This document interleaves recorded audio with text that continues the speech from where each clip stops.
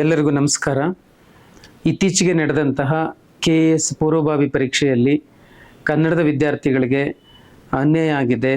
ಕನ್ನಡದ ಪ್ರಶ್ನೆಗಳನ್ನು ತಪ್ಪಾಗಿ ಅನುವಾದ ಮಾಡಲಾಗಿದೆ ಮತ್ತು ತಪ್ಪಾಗಿ ಮುದ್ರಿಸಲಾಗಿದೆ ಅಂತೇಳಿ ನೊಂದ ವಿದ್ಯಾರ್ಥಿಗಳು ದಿನಾಂಕ 2/9/2024 ಸೋಮವಾರ ಬೆಂಗಳೂರಿನ ಫ್ರೀಡಂ ಪಾರ್ಕ್ ಮೈದಾನದಲ್ಲಿ ಪ್ರತಿಭಟನೆ ಹಮ್ಮಿಕೊಂಡಿದ್ದಾರೆ.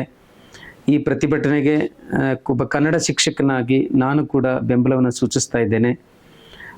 KPSCಯವರು ಕಳೆದ 5-6 ವರ್ಷಗಳಿಂದ ಈ ಪರೀಕ್ಷೆಗೆ ಸಿದ್ಧತೆ ನಡೆಸಿದರು.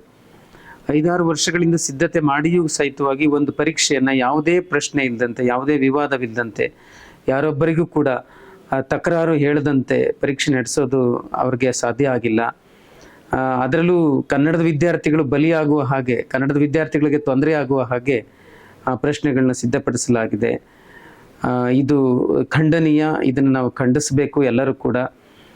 ಕರ್ನಾಟಕದಲ್ಲಿ ಕನ್ನಡಕ್ಕೆ ಮೊದಲ ಆದ್ಯತೆ ಇರಬೇಕು, ಕನ್ನಡದ ವಿದ್ಯಾರ್ಥಿಗಳಿಗೆ ಮೊದಲ ಪ್ರಾಶಸ್ತ್ಯ ಇರಬೇಕು.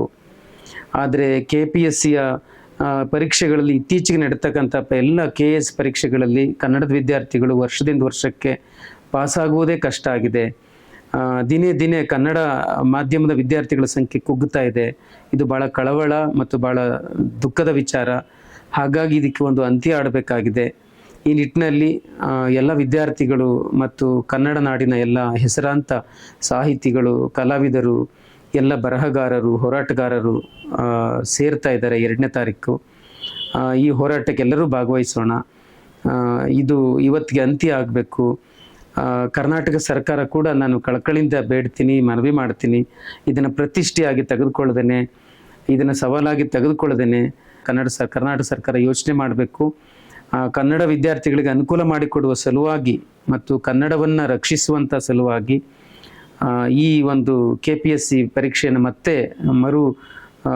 ಚಾಲನೆಗೊಳಿಸ್ಬೇಕು, ಮತ್ತೆ ನಡೆಸಬೇಕು ಪರೀಕ್ಷೆಯನ್ನು ಅಂತ ನಾವು ಒತ್ತಾಯ ಮಾಡ್ತೀವಿ. ಆ ನಿಟ್ಟಿನಲ್ಲಿ ಎಲ್ಲರೂ ಕೂಡ ಭಾಗವಹಿಸೋಣ. ಬನ್ನಿ, ಇದು ಕನ್ನಡದ ಅಳಿವುಳಿವಿನ ಪ್ರಶ್ನೆ ಮತ್ತು ಕನ್ನಡ ವಿದ್ಯಾರ್ಥಿಗಳ ಅಳಿವುಳಿವಿನ ಪ್ರಶ್ನೆ. ನಾವೆಲ್ಲರೂ ಕೂಡ ಇದರಲ್ಲಿ ಭಾಗಿಯಾಗೋಣ. ಧನ್ಯವಾದಗಳು.